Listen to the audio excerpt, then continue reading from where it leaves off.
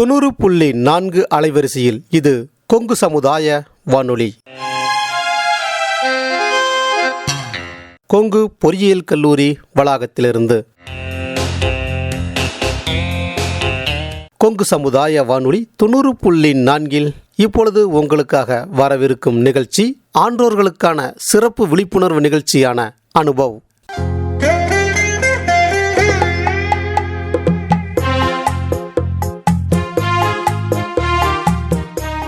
அதாவது இந்திய அரசாங்கத்தின் அறிவியல் மற்றும் தொழில்நுட்பத்துறை என்னும் டிபார்ட்மெண்ட் ஆஃப் சயின்ஸ் அண்ட் டெக்னாலஜியால் நிறுவப்பட்ட விஞ்ஞான் பிரசார் என்னும் துறை மற்றும் அழகப்பா பல்கலைக்கழகம் இணைந்து வழங்கும் 60 வயதுக்கும் மேற்பட்ட ஆன்றோர்களை உள் இணைக்கும் புதுமையான சமுதாய வானொலி நிகழ்ச்சி அனுபவ்.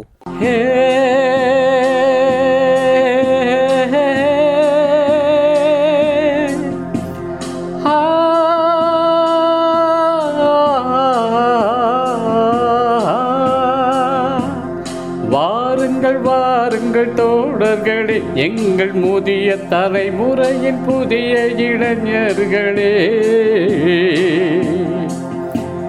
வாருங்கள் வாருங்கள் தோழர்களே, எங்கள் முதிய தலைமுறையின் புதிய இளைஞர்களே. நமக்கென ஒரு உலகம், நமக்கென ஒரு வாழ்க்கை, வயது கூட வெறும் எந்தா, இங்கு வாழ்க்கையே ஜாலி வந்தா. வாருங்கள் வாருங்கள் தோழர்களே, எங்கள் முதிய தலைமுறையின் புதிய இளைஞர்களே. 25 செய்தோம் புரட்சி, 65 எதற்கு அயற்சி. 25 செய்தோம் புரட்சி, 65 எதற்கு அயற்சி.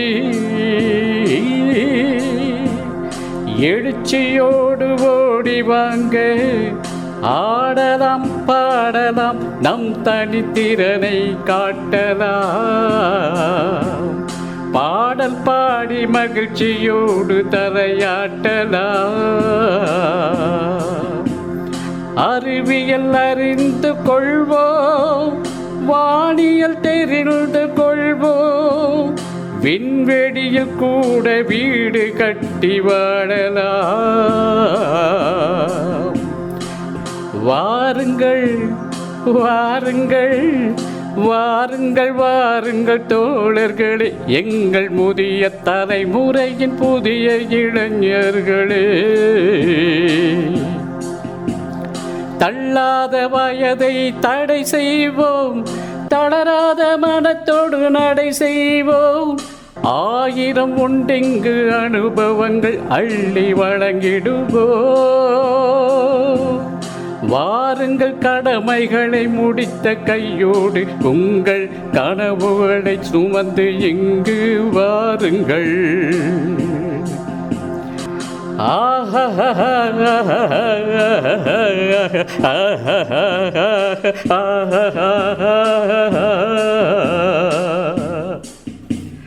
La la la la la la la la la la la la la la. இந்நிகழ்ச்சியின் மூலம் அறிவியல் துறையில் சாதனை படைத்த ஆன்றோர்களின் அனுபவங்கள் மற்றும் அறிவியல் துறையில் கைதேர்ந்த வல்லுநர்களின் புது அறிவு மற்றும் பொது அறிவுகளை மூத்த குடிமக்களுடன் பகிர்ந்து கொள்ளும் முயற்சியே இந்த நிகழ்ச்சி. நிகழ்ச்சி ஆக்கம், ஊக்கம் மற்றும் வழிகாட்டல் டாக்டர் ஆர் ஸ்ரீதர். வடிவமைப்பு செயலாக்கம் அழகப்பா பல்கலைக்கழகத்தின் டீன் டாக்டர் ஆர் முருகன். நிகழ்ச்சி ஒருங்கிணைப்பு கொங்கு சமுதாய வானொலி நிலைய இயக்குனர் முனைவர் எஸ் மகேஸ்வரன். தயாரிப்பு அறிவிப்பாளர் பாலசுப்ரமணியம்.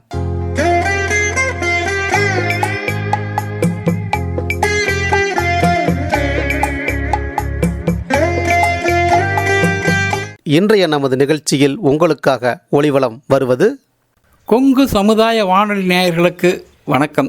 நான் ஈரோடு மாவட்டம் மலைப்பாளையம் சோமசுந்தரம் பேசுகிறேன். இன்றைக்கி பார்த்திங்கன்னா உலகளவில் ஆட்கொல்லி நோய் அப்படின்னு சொல்லக்கூடிய இந்த எய்ட்ஸ், இதை பற்றி சில விவரங்கள் தெரிஞ்சுக்கலாம் அப்படிங்கிறதுக்காக நம்முடைய நிலையத்திற்கு மாவட்ட எய்ட்ஸ் தடுப்பு மற்றும் கட்டுப்பாட்டு அதிகாரி துரைசாமி அவர்கள் வந்திருக்கிறார்கள். அவர்களிடம் சிறு விஷயங்கள் பற்றி அறிந்து கொள்வோம். வணக்கம் ஐயா, உங்களை பற்றி முதல்ல அறிமுகப்படுத்திக்கங்க. அனைவருக்கும் வணக்கம். என்னுடைய பேர் பி துரைசாமி. நான் மாவட்ட திட்ட மேலாளராக ஒர்க் பண்ணிகிட்ருக்கேன். மாவட்ட எய்ட்ஸ் தடுப்பு மற்றும் கட்டுப்பாட்டு அலகு கலெக்டரேட்டில் இருக்குது, ஈரோடு கலெக்டரேட்டில். அங்கே மாவட்ட திட்ட மேலாளராக பணியாற்றி வருகிறேன். மாநில எய்ட்ஸ் தடுப்பு கட்டுப்பாட்டு சங்கம், மாநில எய்ட்ஸ் கட்டுப்பாட்டு சங்கம் எக்மோர் சென்னையில் இருக்குது. அவங்களுடைய வழிகாட்டுதலின்படி நம்ம ஈரோடு மாவட்டத்தில் அவங்களுடைய ப்ரோக்ராமை நம்ம செயல்படுத்தி வருகிறோம். ரொம்ப அருமையாக சொன்னீங்க. இந்த ஹெச்ஐவி அப்படின்னா என்னங்க ஐயா? எங்களுக்கு புரிகிற மாதிரி சொல்லுங்கள். ஹெச்ஐவி அப்படிங்கிறது ஒரு தொற்று.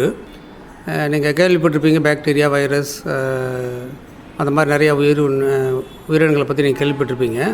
அந்த மாதிரி ஒரு வைரஸுங்கிறது ஒரு உயிரினம். அதில் ஹெச்ஐவி அப்படிங்கிறது ஒரு வைரஸ். அதனுடைய தொற்று, அது மனிதருக்கு தொற்றிருச்சுன்னா அதை தான் நம்ம ஹெச்ஐவி அப்படின்னு சொல்கிறோம். ஹெச்ஐவி அப்படிங்கிறது இங்கிலீஷ் வார்த்தை. அதுக்கு என்ன அர்த்தம் அப்படின்னா ஹியூமன் இம்யூனோ டெஃபிஷியன்சி வைரஸ் அப்படின்னு அர்த்தம். அதாவது மனித உடலில் நோய் எதிர்ப்பு சக்தியை குறைக்கக்கூடிய ஒரு வைரஸ். அந்த வைரஸ் தொற்று யாருக்கு வரும் அப்படின்னா ஒன்லி மனிதர்களுக்கு மட்டும்தான் அந்த வைரஸ் பாதிக்கும். மற்ற விலங்கினங்களுக்கோ மற்ற உயிரினங்களுக்கோ அந்த வைரஸ் தொற்று ஏற்படுறது இல்லை. முழுக்க முழுக்க மனுஷனுக்கு மட்டுமே தொற்றக்கூடிய ஒரு தொற்று தான் ஹெச்ஐவி அப்படிங்கிற ஒரு தொற்று. ஹெச்ஐவி பற்றி ரொம்ப அருமையாக சொன்னீங்க. எய்ட்ஸ்னு சொல்கிறாங்களே, அந்த எய்ட்ஸ் அப்படின்னாக்க என்ன? அதையும் கொஞ்சம் விளக்கமாக சொன்னீங்கன்னா புரியும். அடுத்தது கேட்டீங்க, எய்ட்ஸ் அப்படின்னா என்னென்னு கேட்குறீங்க.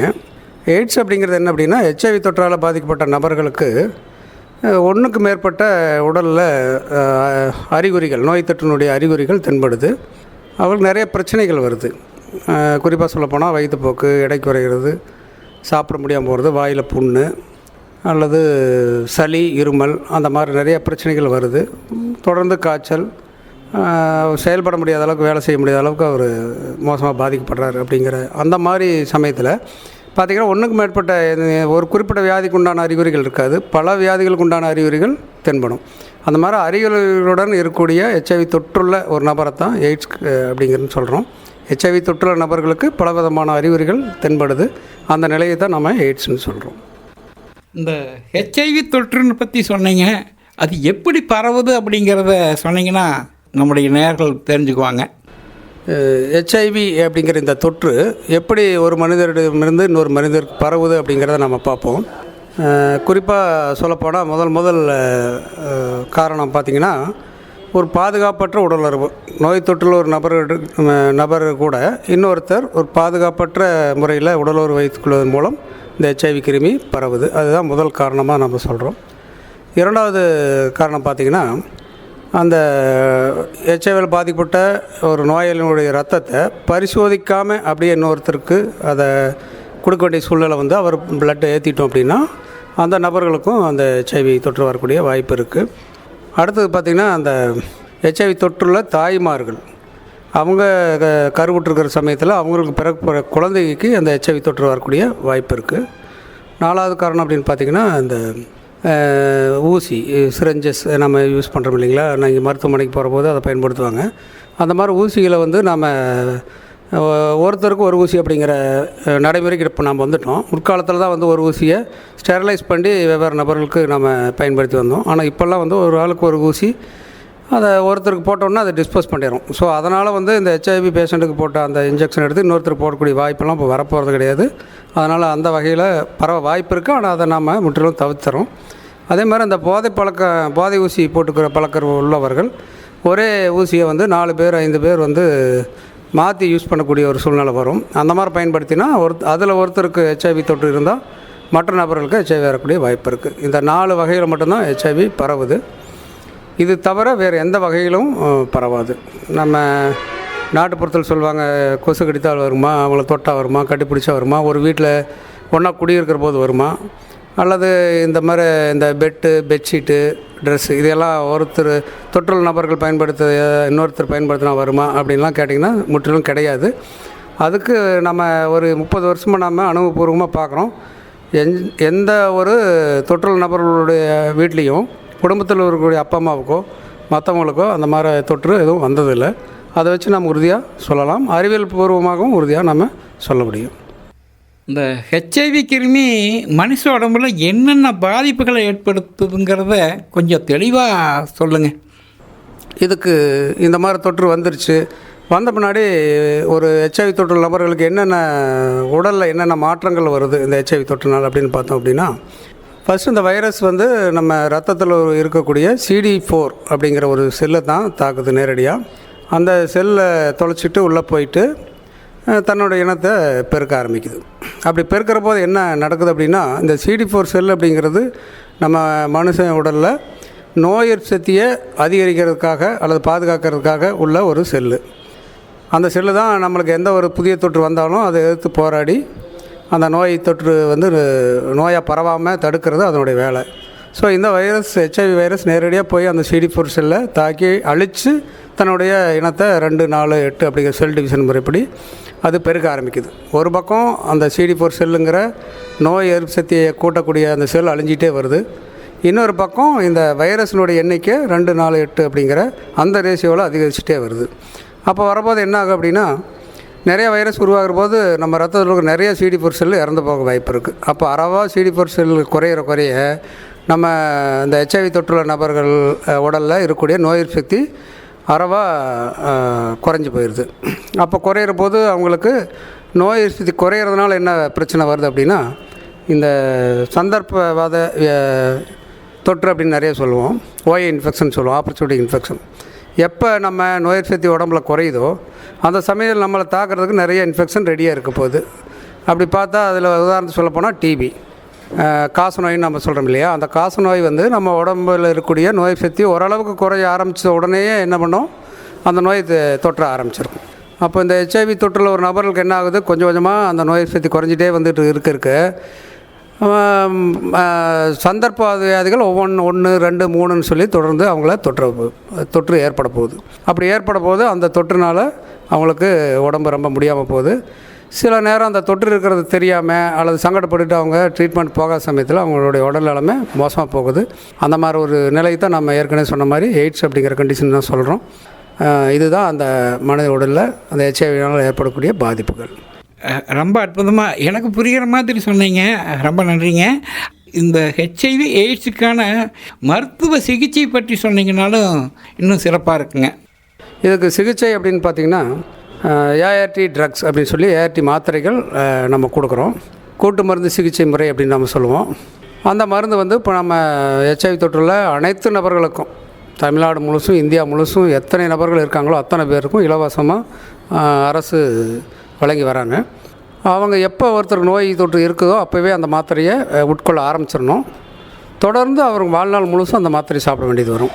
இந்த மாத்திரை சாப்பிட்றதுனால என்ன நடக்குது அப்படின்னு பார்ப்போம். ஒரு மனித உடலில் என்ன நடக்க போகுது அப்படின்னு பார்த்திங்கன்னா, நாம் ஏற்கனவே பார்த்தோம் இல்லையா, ஹெச்ஐவி தொற்றுள்ள ஒரு நபர்களுக்கு ஒரு பக்கம் அந்த CD4 செல்லுங்களுடைய நோய் சக்தியை உருவாக்கக்கூடிய செல்கள் அழிஞ்சிட்டே வருது, இன்னொரு பக்கம் வைரஸ் அதிகமாகிட்டே போகுது.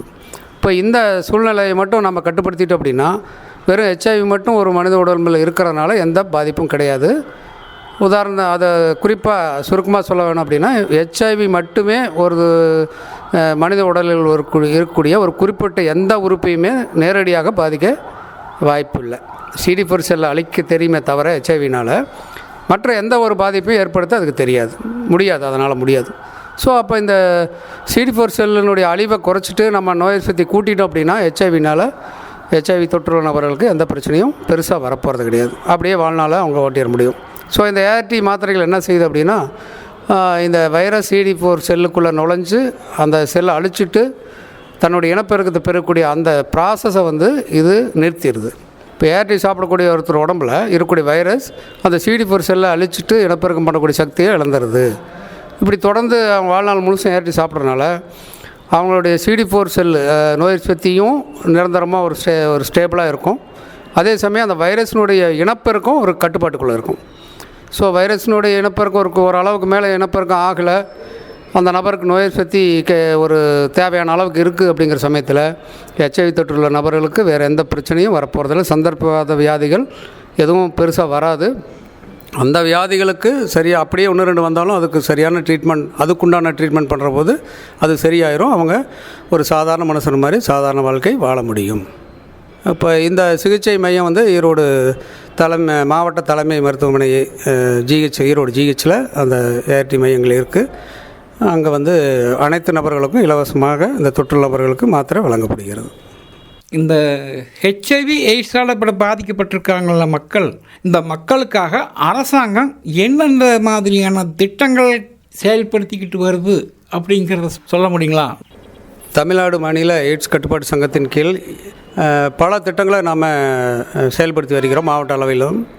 அதில் குறிப்பாக சொல்லப்போனால் முக்கியமானது வந்து இந்த நம்பிக்கை மையங்கள் அப்படின்னு சொல்லக்கூடிய ஹெச்ஐவி தொடர்பான ஆலோசனைகள் வழங்குதல், பரிசோதனை செய்தல், இந்த ரெண்டும் செய்யக்கூடிய ஒரு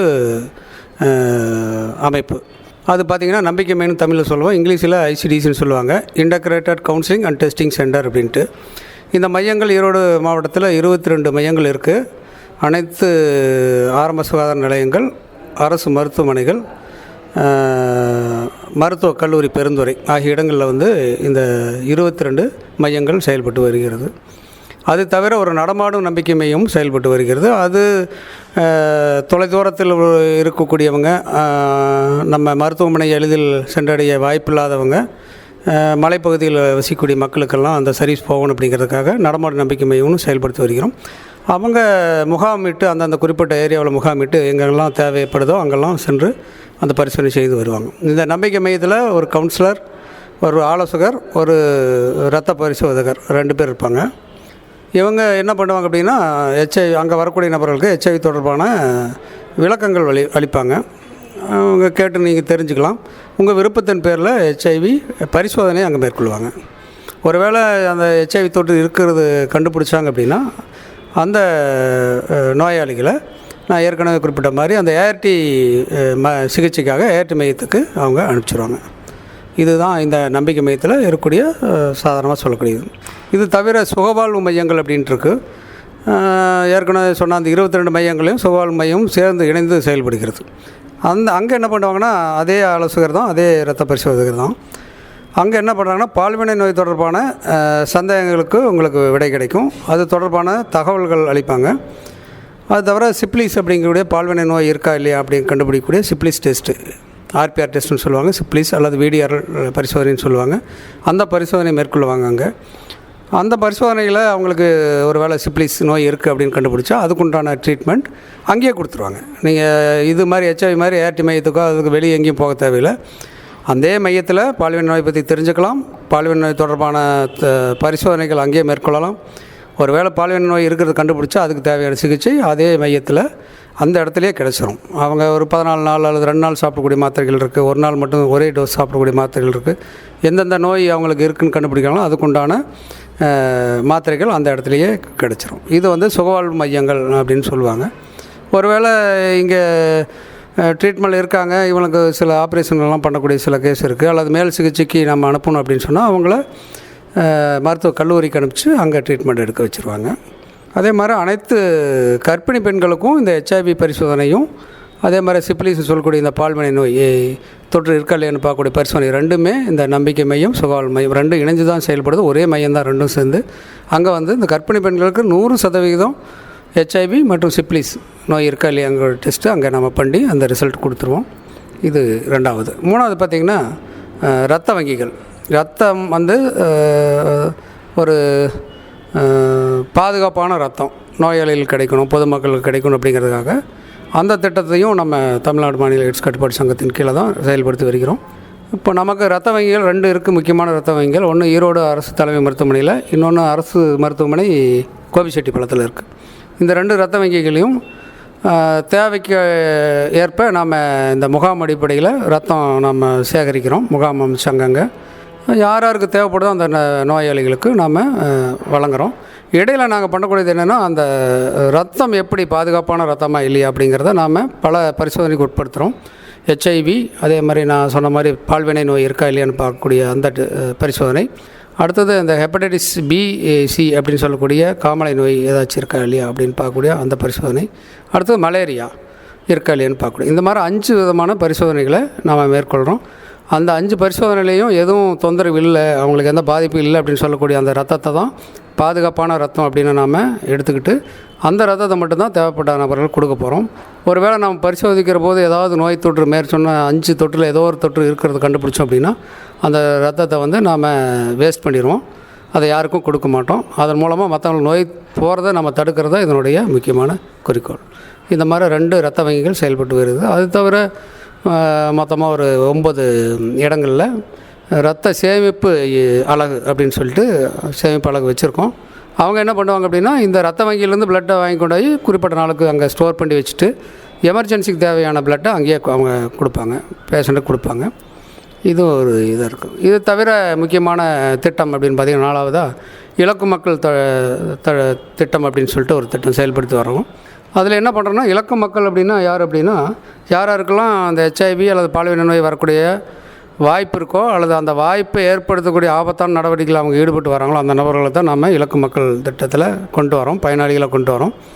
அது மாதிரி இருக்கிற போது இந்த பாலியல் தொழில் செய்யும் பெண்கள் அல்லது ஓரின சேர்க்கையாளர்கள் அல்லது திருநங்கைகள் இந்த மாதிரி இருக்கக்கூடிய கோர் குரூப்ஸ், அது தவிர இந்த மைக்ரண்ட்ஸ்னு சொல்லக்கூடிய ஒரு இடத்துலேருந்து ஒரு இடம் சென்று தங்கி வேலை செய்யக்கூடிய நபர்கள், இவங்க இந்த மாதிரி இருக்கிறவங்களுக்கெல்லாம் நம்ம HIV தொற்று வரக்கூடிய வாய்ப்பு இருக்குது. அவங்கள இனங்கண்டு அவங்களுக்கு HIV பரிசோதனை மேற்கொள்ளவும் அந்த மாதிரி தொற்று இருந்தால் அவங்களுக்கு சிகிச்சை வழங்குறதுக்காகவும் 2 திட்டங்கள் செயல்பட்டு வருது.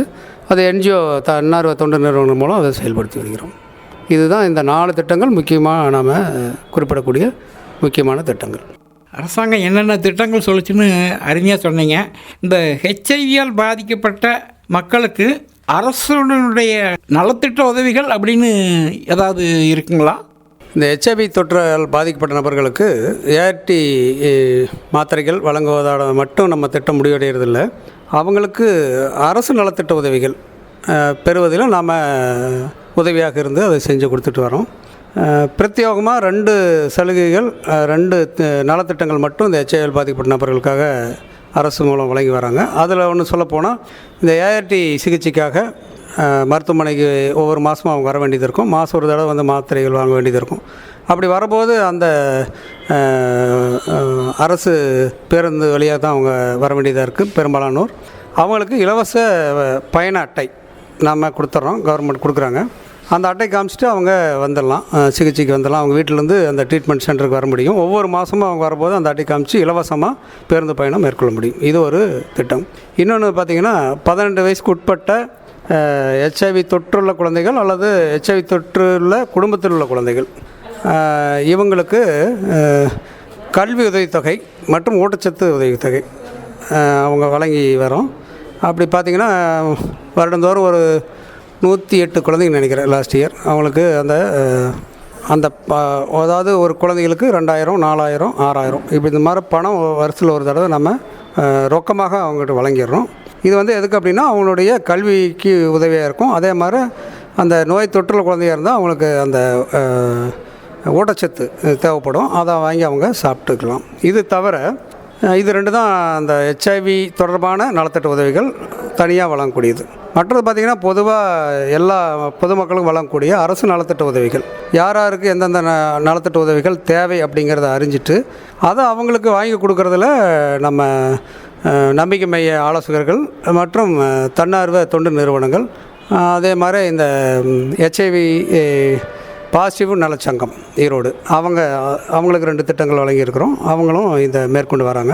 அவங்க என்ன பண்ணுவாங்க அப்படின்னா அந்த HIV தொற்று நபர்கள் ART மையத்துக்கு வரப்போது அவங்களோட உரையாடி அவங்களுக்கு என்ன நலத்திட்ட உதவிகள் தேவை இருக்குது அப்படிங்கிறத கண்டுபிடிப்பாங்க. இப்போ ரேஷன் கார்டு இல்லை அப்படின்னா அவங்களுக்கு ரேஷன் கார்டு வாங்கி கொடுக்கறது, ஓட்டர் கார்டு இல்லை அல்லது வங்கி கணக்கு ஆரம்பித்து கொடுக்கணும், அல்லது சட்டம் சார்ந்த பிரச்சனைகள் அவங்களுக்கு இருக்குது, குடும்பத்தில் தகராறு அல்லது சொத்து பிரச்சனை இந்த மாதிரி இருந்ததுன்னா அவங்களுக்கு பிரத்யேகமாக நம்ம ஆலோசகர் மூலமாக நம்ம இது LICன்னு சொல்லுவோம், லீகல் எய்டு கிளினிக் அப்படின்னு சொல்லுவோம். அது ART மையத்திலேயே இருக்குது.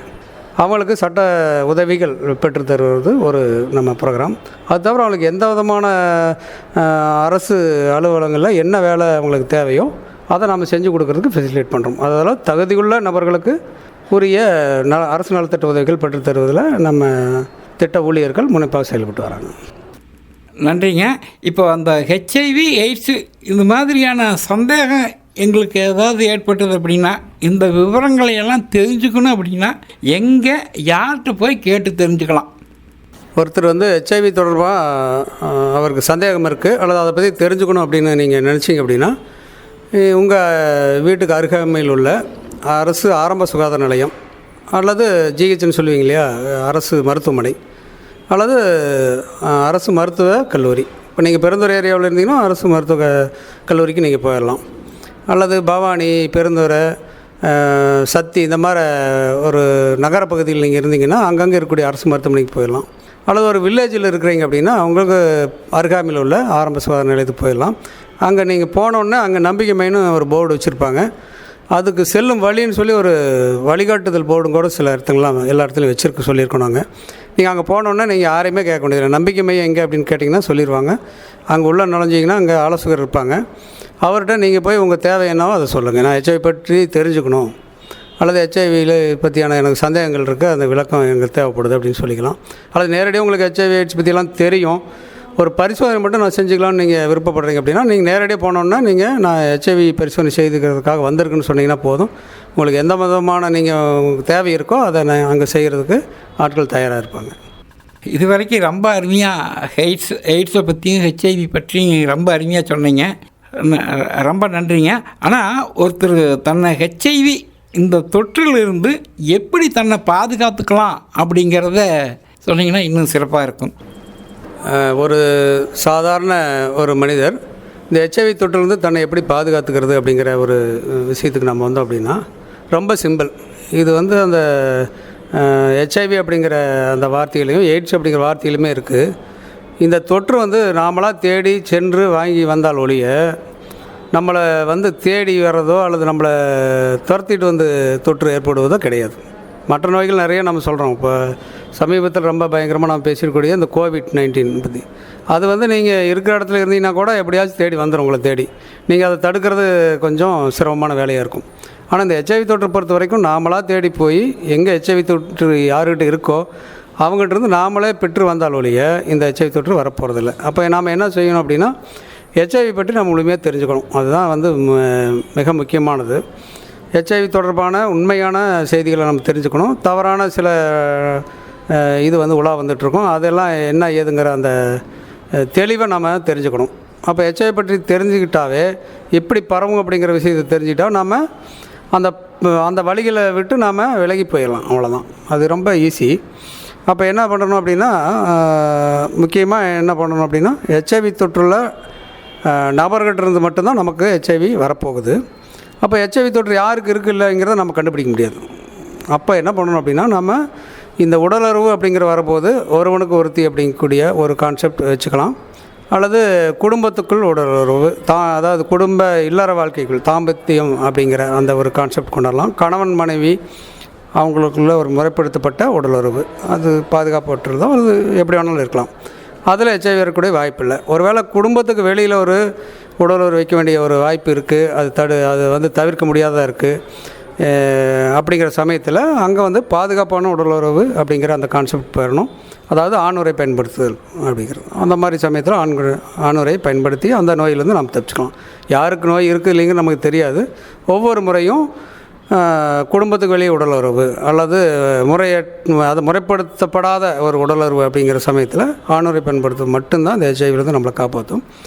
அதே சமயம் நமக்கு எப்பாச்சும் பிளட் தேவைப்படுது அப்படிங்கிற சமயத்தில் நம்ம பரிசோதிக்கப்பட்ட இரத்தத்தை அரசு இரத்த வங்கியிலிருந்து நாம் பெறும்போது அந்த இரத்தத்து மூலம் பெறக்கூடிய அந்த ஒரு வாய்ப்பையும் நம்ம தடுத்துட முடியும். அதே சமயம் ஒவ்வொரு தடவையும் நம்ம உடம்பு சரியில்லை அப்படிங்கிற சமயத்தில் நம்ம மருத்துவமனைக்கு போவோம். அப்போ நம்ம கையோட ஒரு டிஸ்போசபிள் சிரிஞ்சு, அதாவது ஒரு தடவை பயன்படுத்திட்டு அதை எடுத்து எறியக்கூடிய ஒரு சிரிஞ்சை நம்ம கையில் எடுத்துகிட்டு போயிடலாம். அல்லது எடுத்துகிட்டு போக வசதி இல்லாதவங்க என்ன செய்யலாம் அப்படின்னா அரசு மருத்துவமனையில் நீங்கள் கேட்டு வாங்கலாம். எனக்கு ஒரு டிஸ்போசபிள் சிரிஞ்சில் எனக்கு ஊசி போடுங்க அப்படின்னு கேட்கலாம். நீங்கள் கேட்காட்டியும் அதுதான் அங்கே செய்வாங்க. இருந்தாலும் கூட நீங்கள் கேட்டு அந்த இன்ஜெக்ஷனை போட்டுக்கிறதுனால அந்த ஊசி மூலம் பரவுதல் அப்படிங்கிற அந்த ஒரு இதையும் நம்ம தவிர்க்க முடியும். அடுத்தது பார்த்திங்கன்னா இந்த கர்ப்பிணி பெண்கள்லேருந்து அந்த குழந்தைக்கு பரவுறது அதை தடுக்கிறதுக்காக ஒரு சிறப்பு திட்டமே நம்ம வச்சுருக்கோம். அது என்ன பண்ணுறோம் அப்படின்னா நம்ம 100% கர்ப்பிணி பெண்களுக்கு இந்த ஹெச்ஐவி பால்வினை தொற்று இருக்கா இல்லையானு நம்ம பரிசோதனை பண்ணிடுறோம். அந்த மாதிரி தொற்று இருக்கிறத கண்டுபிடிச்சோம் அப்படின்னா அன்றைக்கே வந்து ஹெச்ஐவி தொற்று இருந்தால் அன்றைக்கே ஏஆர்டி மாத்திரை நம்ம ஸ்டார்ட் பண்ணிடுறோம். சிப்லிஸ் தொற்று இருந்தால் அன்றைக்கே நம்ம அவங்களுக்கு உண்டான ட்ரீட்மெண்ட்டை ஸ்டார்ட் பண்ணிடுறோம். அப்போ ஹெச்ஐவி தொற்றை வந்து ஆரம்பத்தில் கர்ப்ப காலத்தில் நம்ம கண்டுபிடிக்கிறது மூலமாக அந்த பிறக்க போகிற குழந்தைய கிட்டத்தட்ட ஒரு 95% நம்ம அந்த குழந்தைக்கு அந்த நோய் வராமல் தவிர்க்க முடியும். எப்படி அப்படின்னா அந்த உடனே அந்த கண்டுபிடிச்ச உடனே தாய்மாருக்கு ஏஆர்டி மாத்திரை கொடுத்துறது ஒன்று.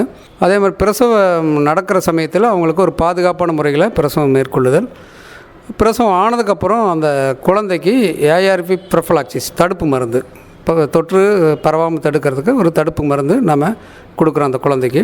இதையெல்லாம் நம்ம சரியான டைமில் காலத்தில் நம்ம செய்கிற போது இந்த ஹெச்ஐவியால் பாதிக்கப்பட்ட அம்மாக்கிட்டேருந்து குழந்தைக்கு வரக்கூடிய வாய்ப்பை ரொம்ப குறைக்க முடியும். அதே மாதிரி தாய்ப்பால் கொடுக்குறதுல இப்போ வந்து ஒரு 6 மாதத்துக்கு கண்டிப்பாக தாய்ப்பால் கொடுக்குறது அந்த குழந்தைக்கு நல்லது அப்படிங்கிற கான்செப்ட் WHO சொல்கிறாங்க.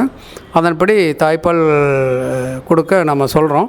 அதே சமயம் தாய்ப்பால் கொடுக்குறனால அந்த குழந்தைக்கு ஹெச்ஐவி தொற்று வரக்கூடிய வாய்ப்பு இருக்குது. ஏன்னா தொற்றுல அம்மாவுக்கு தொற்று இருக்கிற சமயத்தில் தாய்ப்பால் குடிக்கிற குழந்தைக்கு தொற்று வர வாய்ப்பு இருக்குது. அதை தவிர்க்கிறதுக்கு என்ன பண்ணணும் அப்படின்னா அந்த குழந்தையினுடைய வாய்ப்பகுதியில் எந்த தொற்றும் இல்லாமல் நம்ம ஆரோக்கியமாக அந்த குழந்தையை பார்த்துக்கணும். அடுத்து அதே மாதிரி அந்த அம்மா பால் கொடுக்குற போது அவங்களுடைய மார்பகத்தில் எந்த விதமான ஒரு சுத்தபத்தமாக அவங்க வச்சுக்கிறது அல்லது அந்த நோய் தொற்று இல்லாமல் பார்த்துக்கிறது, இந்த 2 வகையில் இருக்கிற போது தாய்ப்பால் அந்த குழந்தை குடித்தால் கூட அது ஜீரணமாயிரும், நோய் தொற்று ஏற்பட வாய்ப்பு குறைவு இருக்கும். ஸோ இந்த வகையிலையும் நம்ம தாய்ப்பால் மூலமாகவும் நோய் தொற்று போகிறத நம்ம தவிர்க்க முடியுது.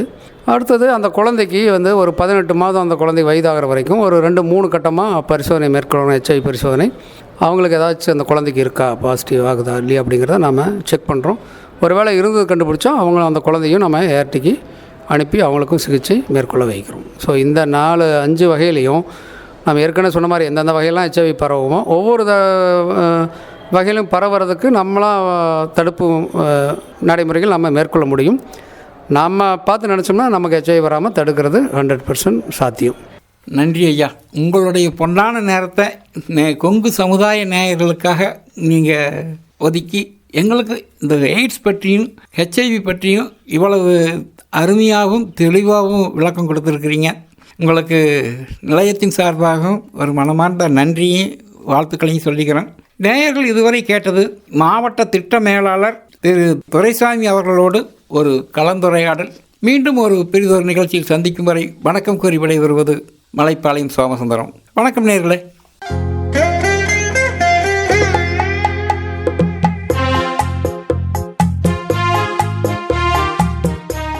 கொங்கு சமுதாய வானொலி 90.4 நாம் இதுவரையில் கேட்டது ஆன்றோர்களின் அனுபவங்களை பகிர்ந்து கொள்ளும் ஆன்றோர்களுக்கான சிறப்பு நிகழ்ச்சியான அனுபவ். அதாவது இந்திய அரசாங்கத்தின் அறிவியல் மற்றும் தொழில்நுட்பத்துறை என்னும் டிபார்ட்மெண்ட் ஆஃப் சயின்ஸ் அண்ட் டெக்னாலஜியால் நிறுவப்பட்ட விஞ்ஞான் பிரசார் என்னும் துறை மற்றும் அழகப்பா பல்கலைக்கழகம் இணைந்து வழங்கும் 60 வயதுக்கும் மேற்பட்ட ஆன்றோர்களை உள் இணைக்கும் புதுமையான சமுதாய வானொலி நிகழ்ச்சி அனுபவ்.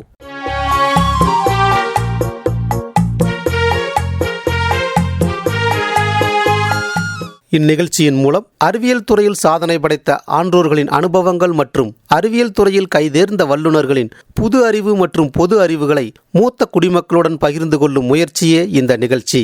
நிகழ்ச்சி ஆக்கம், ஊக்கம் மற்றும் வழிகாட்டல் டாக்டர் ஆர் ஸ்ரீதர். வடிவமைப்பு செயலாக்கம் அழகப்பா பல்கலைக்கழகத்தின் டீன் டாக்டர் ஆர் முருகன். நிகழ்ச்சி ஒருங்கிணைப்பு கொங்கு சமுதாய வானொலி நிலைய இயக்குனர் முனைவர் எஸ் மகேஸ்வரன். தயாரிப்பு அறிவிப்பாளர் பாலசுப்ரமணியம்.